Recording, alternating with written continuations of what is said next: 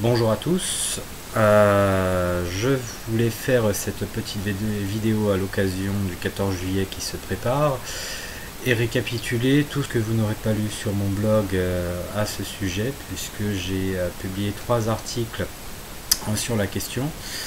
Je ne fais pas partie du mouvement de la démosophie, je reste quelqu'un d'indépendant. En revanche, je m'intéresse à l'idée qu'on converge tous le 14 juillet 2015 vers Paris, et je tenais à m'expliquer sur ce que l'on pourrait faire et ce qu'il faudrait attendre de la suite si l'on fait les choses, à mon sens, le plus pragmatiquement que possible.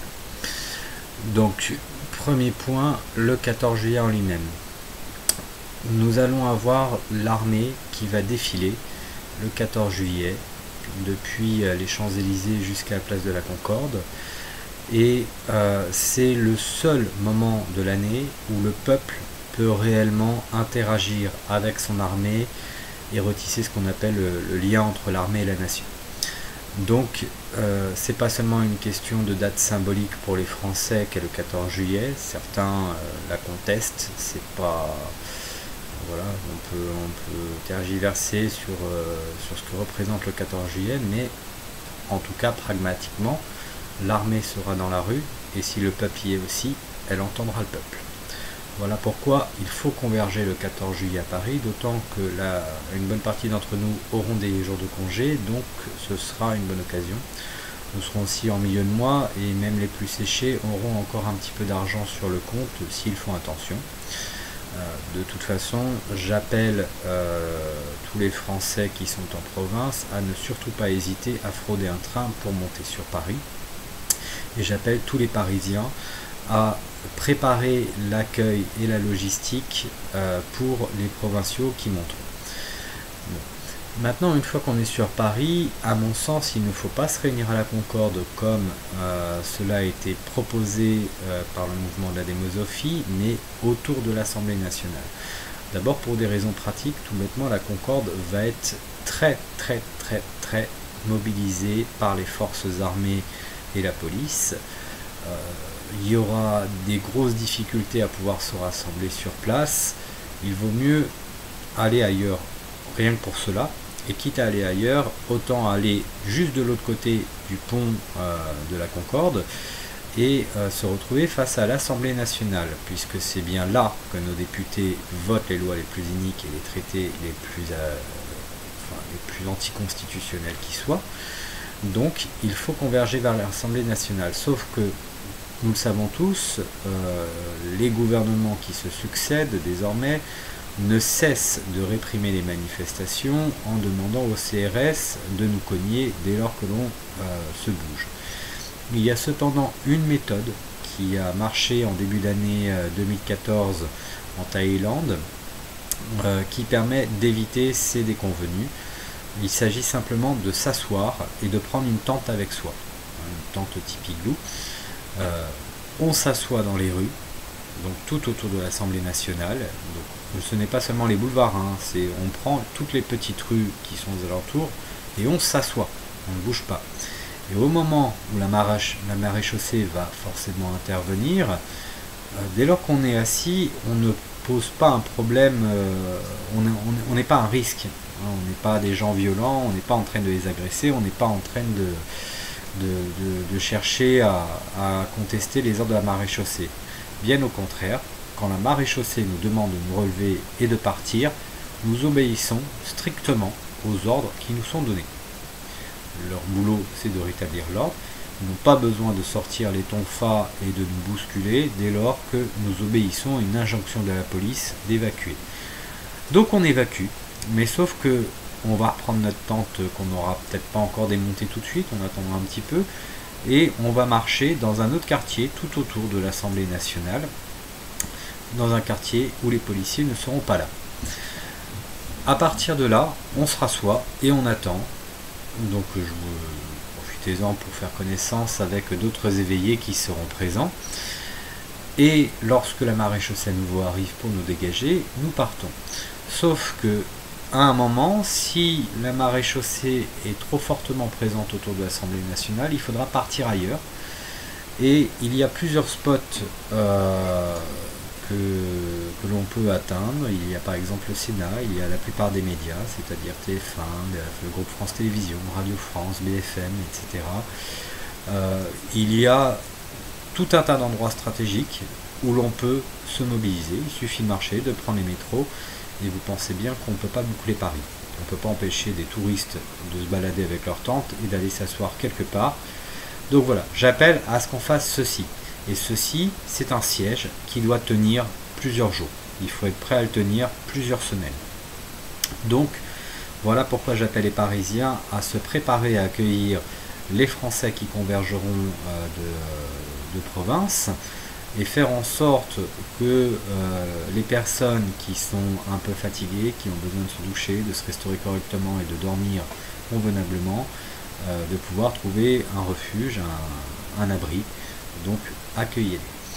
Maintenant, dans tout ça, là où je marque mon indépendance par rapport au mouvement de la démosophie, c'est que le mouvement de la démosophie se propose de former ce qu'il appelle un conseil national de transition, ce qui a priori pourrait m'aller, sauf que le conseil national de transition est en vérité une assemblée législative et non pas un gouvernement de transition.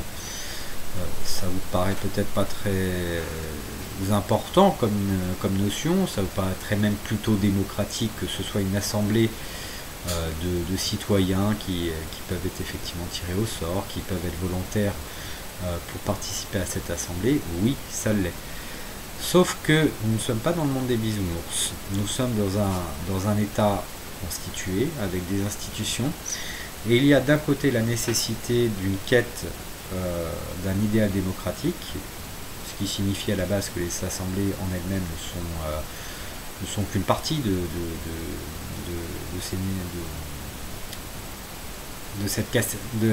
notre capacité à instituer la démocratie, puisque la démocratie est forcément participative dans son essence même.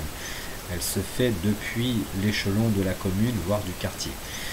Ce qui n'empêche pas d'avoir un pays de 67 millions d'habitants à gérer malgré tout. Et là où nous avons une difficulté à faire relever dans les esprits, c'est le fait que pour qu'il y ait une transition, il faut que nos autorités constituées, en particulier les militaires et les forces de police, c'est-à-dire ce qui est de l'ordre du régalien, puissent non seulement ne plus reconnaître le gouvernement de François Hollande, qui n'est réellement plus légitime dans le sens du droit, puisque c'est un gouvernement qui se rend coupable de haute trahison.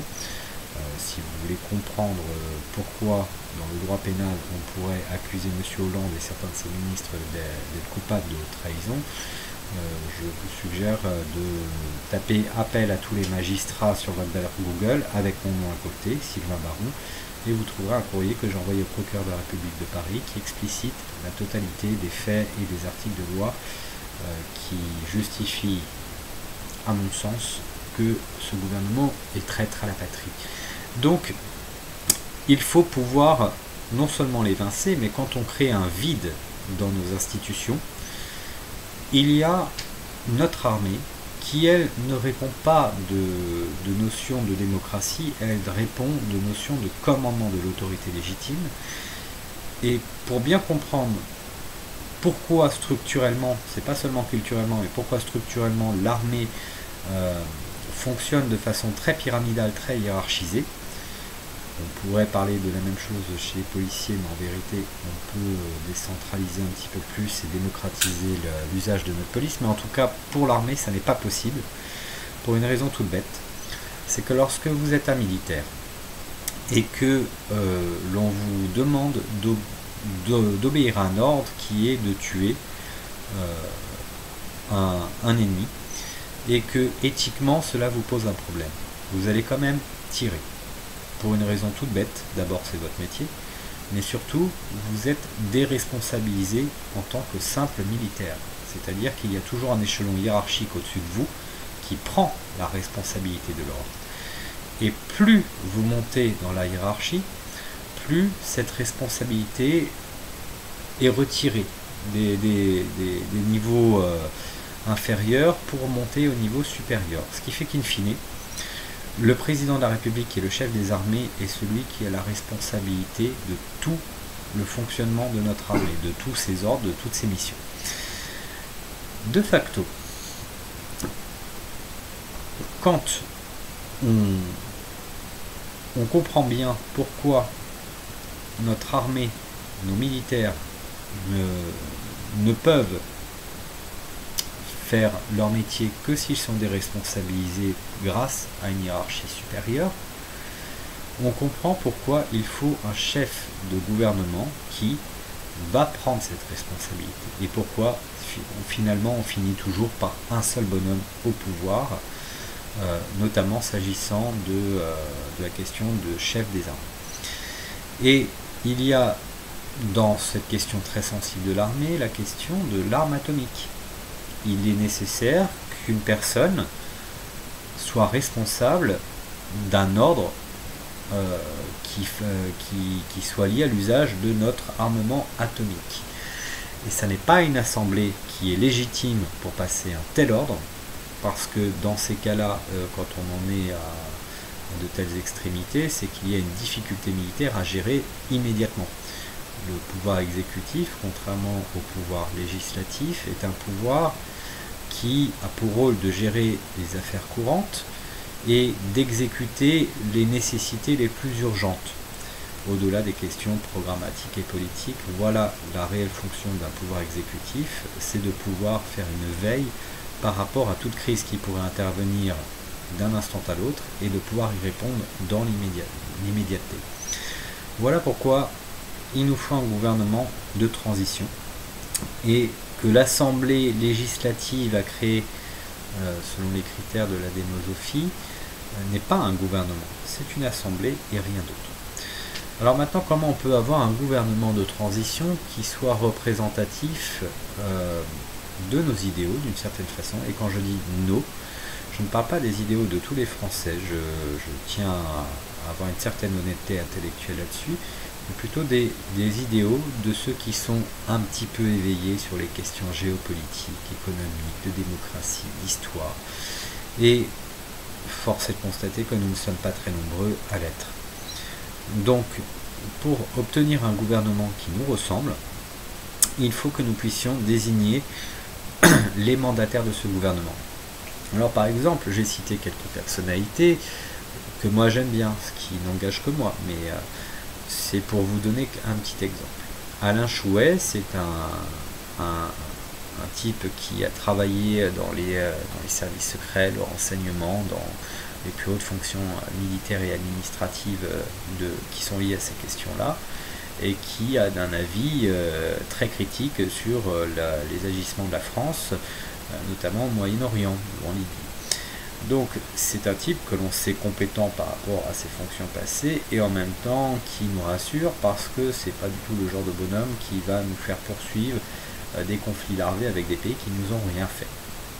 C'est pas lui qui va subventionner des fous furieux, des terroristes au Moyen-Orient et en même temps lutter contre ces mêmes personnes en Libye ou au Mali. Donc c'est quelqu'un qui pourrait être tout à fait aux affaires étrangères ou à la défense. Et bien moi en tant que citoyen, Monsieur Alain Chouet ne me connaît pas, il n'a jamais prétendu au pouvoir, il n'exerce aucune fonction politique et ne prétend à rien d'autre que simplement faire un peu de pédagogie sur ces questions. Et bien moi je le désigne comme ministre de la Défense. Voilà. Et si vous n'êtes pas d'accord avec moi, vous allez dire, moi je veux désigner une autre personne qui serait tout aussi compétente que M. Alain Chouet sur ce ministère. Et donc si tous les Français qui le souhaitent, qui veulent participer à la création d'un gouvernement de transition, se mettent à désigner des personnes, on va laisser un petit profil, il y a un forum qui s'appelle les souverains.forum actif, qui permet de le faire avec un scrutin où tout le monde peut voter et on peut poser les CV de chaque personne. Donc ces personnes au départ n'ont prétendu à rien, mais comme nous les avons désignées, et si nous votons en masse pour certaines de ces personnalités en fonction des ministères, nous pouvons très bien les approcher ensuite et leur dire voilà, il y a tout un pan de la population qui est prêt à s'insurger de façon pacifique mais qui veut assainir le pays et qui vous a désigné à tel mandat.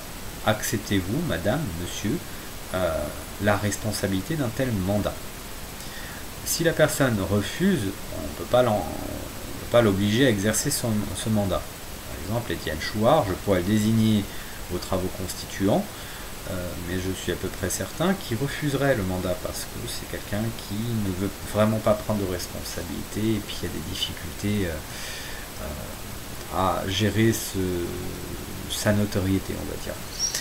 Mais peut-être que des gens comme Pierre Rabhi, comme qui pourrait-on dire Frédéric Lordon, Jacques Sapir, des gens, voilà, François Asselineau, peut-être que des gens comme ça accepteraient d'exercer un mandat si on les désigne et qu'on est très nombreux à les plébisciter. Quand je dis très nombreux, il faudrait quand même qu'on soit quelques dizaines de milliers à minima.